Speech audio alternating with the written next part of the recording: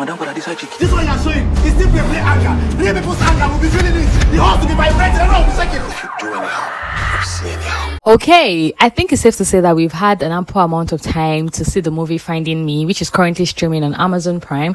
The movie got to Amazon Prime on Friday, and I'm reviewing this movie now on Tuesday, hoping that this review gets on YouTube on Wednesday. So that's about 5 to 6 days, right? So just in case you're yet to see the movie, I'm sure you wouldn't want spoilers, so you might want to click out of this video. But just in case you've seen the movie and you're ready to talk about the movie Finding Me by Funke Akindele, yes, grab a popcorn, click on that like button, subscribe if you're yet to subscribe, and let's get into the video. But just in case you're just seeing my channel for the very first time, hi, welcome. I really do hope you stick around with me. I am Ronke Suyi. I talk about movies, web series, and TV shows. And yeah, so let me know what your thoughts are in the comment section about this movie, if you've seen it or not. Let me know if you're going to be seeing right after this review, in case you have not. And yes, what are you currently watching aside from this movie? Drop recommendations in the comment section. So yes, in this video we're going to talk about the synopsis of the movie, the characters and their performances, what I liked about the movie and what I didn't like about the movie. And if I remember, because I tend to forget these days, I would also rate the movie over 5. The movie Finding Me is a journey of self-discovery. It is about finding yourself, love, confidence, money, balance, or even trouble. So the movie Finding Me followed the life of this lady called Atinuke Phillips. She's married to Mr. Kola Phillips, and she's from a wealthy family, like not really educated, but you could tell that she's had the privilege to be educated, to be exposed. You know, she's also a person that, you know, has been able to put her head together, learn and go to school and actually make something good for herself, to the extent that her father actually put her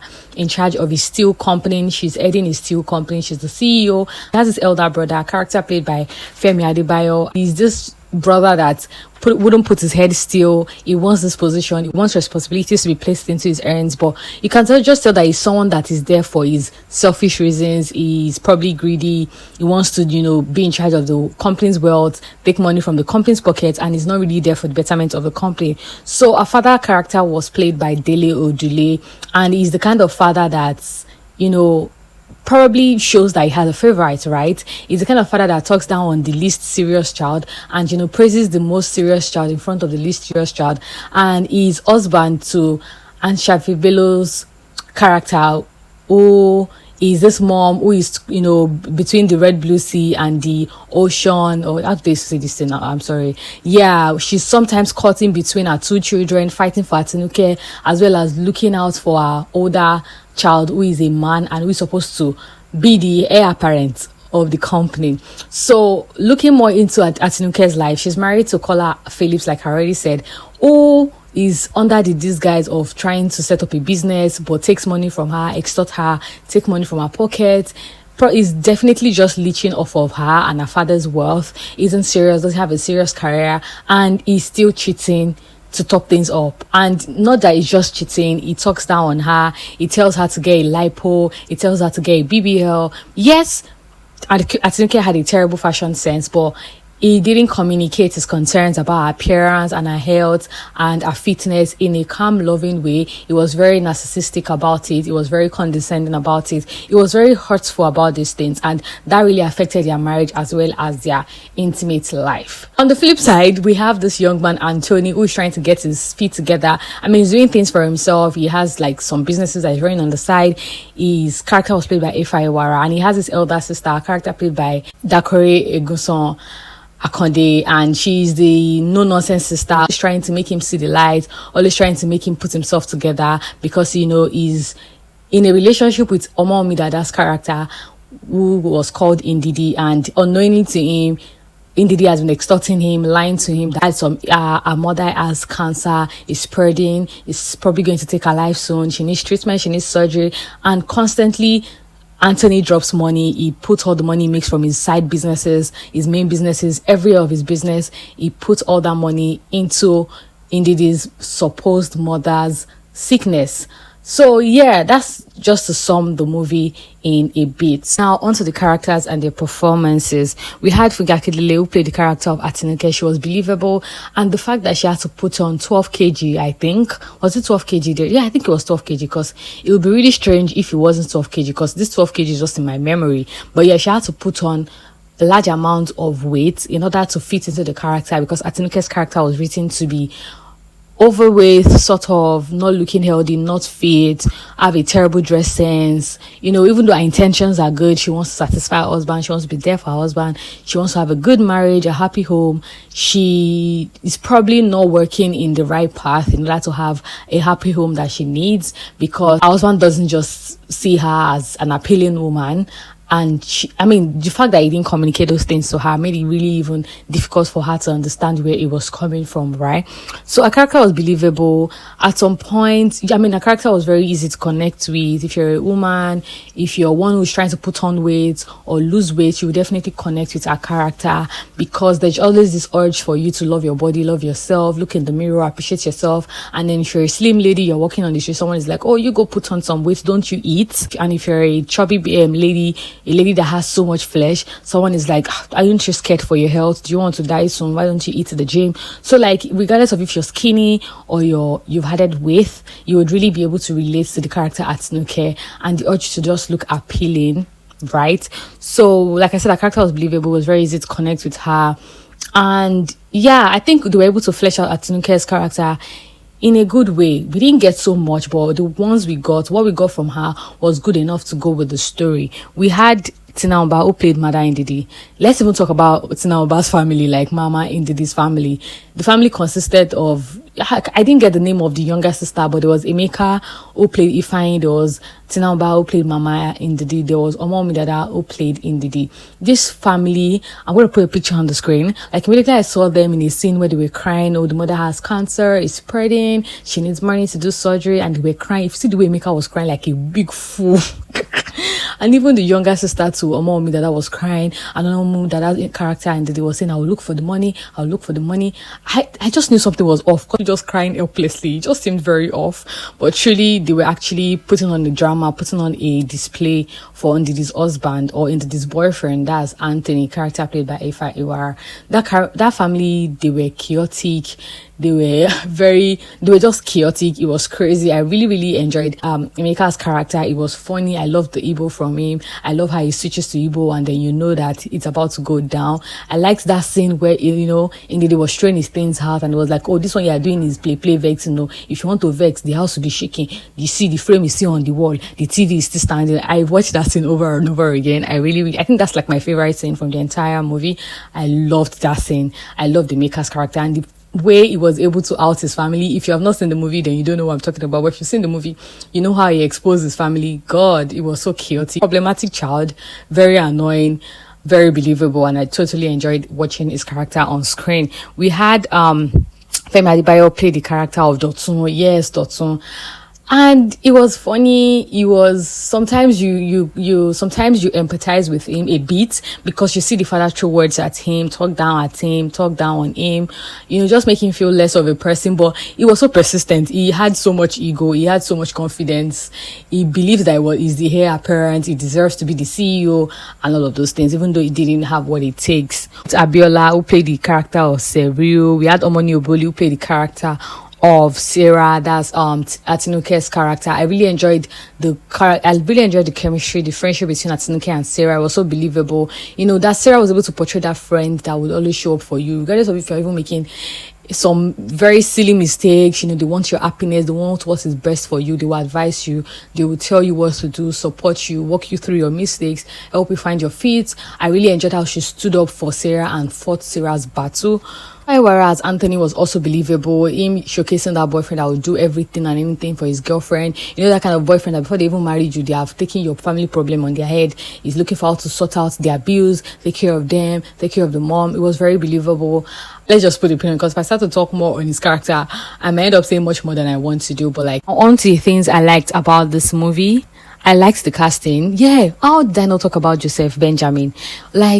I haven't seen Joseph Benjamin in a movie for so long, and now he's making a return in this film, and I don't think his character is one that we're going to forget in a hurry, because the way he played his character, I saw someone talk about the fact that, the way he played his character, he played it so well that you might probably not be able to see him in a better light, but I think I've seen more narcissistic characters than himself, so I can still understand that, okay, he's been an actor, that is not who he is, but he really brought his character, Kola Phillips, to life. It made me so annoyed, it made me so, so sorry for Atinuke's character. He was so condescending, he was so narcissistic, he was so hurtful, he was so unconcerned, unbothered, he was so mean and very manipulative, like, just get the words flowing. It was all of those things. So I really appreciated the casting. The fact that Omowunmi Dada played that character of Indidi, that Raz babe that just wants to chop your eye. She doesn't care about love. Love where? Who love help? That kind of thing. I really enjoyed her character. Like, I didn't even expect that character was gonna, go that way, if you get what I mean. No spoilers, but like, I think that was like a new character I was seeing Omowunmi Dada play. And yeah, so I really liked the casting. I liked like each roles that were given to each person. Even Sharon Ooja playing the character of his side chick that doesn't care. Like, I don't care. I really liked the casting. Once again, I liked the color grading of the film. There were certain places, especially the place where Omowunmi Dada's family, like in this family, were crying. There was just something about the atmosphere. I don't know if it was the set design or if it was the mood of the film or the mood of that particular scene, but just how they were crying just added to the film. The color grading was so good. The cinematography was good as well, so that the picture quality, even the sound was good. Top-notch production. Also, I liked the ending of the film. Yes, the ending of the film, like Funke Akindele knows how to give us an emotional film. Like like most of our movies start on a high note, and then at the middle is chaotic, is funny, is crazy, and then he ends. I mean, it's funny at the same time, but like she has a way of giving our funny movies even an emotional end, which I really, really appreciate. Like, she did it with Buka Battle on Buka Street. I remember I saw it at the cinema and I was almost tearing up at the concluding part of the movie, and even at this part, the part where she was in bed at the hospital. Like, I just looking back at what she must have gone through with her husband, and I eventually having to go through that kind of lifestyle, those kind of decisions in order to have like a happy ending and be in a safe space. It was just very saddening to see. So it got me emotional a bit. So I like that she always has a way of giving us an emotional ending. Yeah, so I don't think I'm forgetting anything in terms of the things I liked about this movie. Now, one of the things I didn't like about this movie, there was this love story that was developed at the middle between Anthony and Atinuke, and at some point I'm like, was it necessary? Could there have been a better way for them to bring Anthony into Atinuke's life other than the way that he was introduced? Because morally speaking, I'm like, that's wrong. Like, yes, I get that you're unhappy, you're sad, you needed somebody to make you see yourself in a different light and all those things, but like, are we going to encourage people to step out of their marriages to find themselves? I don't know if you get I don't know if it's my morals that is speaking here, but I didn't like the fact that she had to get down with another man, even though she was a married woman, to the extent of even taking in and all of those things. Like, I wish she had maybe separated from him officially, legally, and she had explored things. Even if it was just a kiss that happened between herself and Anthony, I wouldn't have really mind, like, okay. But like, things got really more intimate and more deep between the both of them. So yeah, I really didn't know how that made me feel. I was conflicted between appreciating the story and how they were able to do that. I was conflicted between that and actually my values and what I believe in. So, but yeah, I wish I don't know, could there have been a better way? Let me know in the comments section how you felt about that. And also, the ending felt rushed, and even the editing made it more confusing. Like the scene where we went from, okay, Anthony getting stopped by the police and they're finding like a dead body in his trunk, and then the next thing we are seeing Kola pack his bag, saying he's traveling. Of course, we knew he was running away, right? And then we saw him packing his bag, and then the next time we are seeing Indidi and her sister in Kola's office talking about like a deal, like having a bargain, like they had like some misunderstanding and clash and whatnot. And I didn't quite understand. I get that they were probably giving us flashbacks as to what had happened, or it just felt very, very rushed, and the editing did not even help at all, because I'm just like, oh, Kola has been arrested. They are not talking about that already. How did, like, it was just rushed. It was just rushed. It felt so rushed, and the editing didn't even help matters. Even the fact that the doctor got arrested, who told who snitched to the policeman, who alerted them about the doctor's license, how did they get to find out? Like, there were just some missing points, and there were just some gaps that needed to be filled up at the ending part of the film. Yeah, but I just feel like, maybe, I don't know, like, the movie was over 2 hours, so we had enough time to get through the story and even get like a proper ending. But they probably spent so much time doing other things that left the ending of the film being rushed. But yeah, I think that was all I didn't like about the film. Now, when it comes down to my ratings, I am going to rate the movie Finding Me a 4/5. I think that was good. I think 4/5 is a decent mark for Finding Me, even though I talked about the fact that the ending was rushed. I would have said a 3.5/5, but because the movie was good regardless of the rushed ending, I would say a 4/5. But let me know what you'll be rating the film Finding Me in the comment section. What did you like? What was your favorite character? How did the story speak to you? How did you find the story or the writing of the film? Let me know in the comment section. Like this video and subscribe to the channel if you're yet to. It really means a whole lot. And I'll also see you in my next review. But until then, make sure to remain happy because you're with yourself. Bye, guys.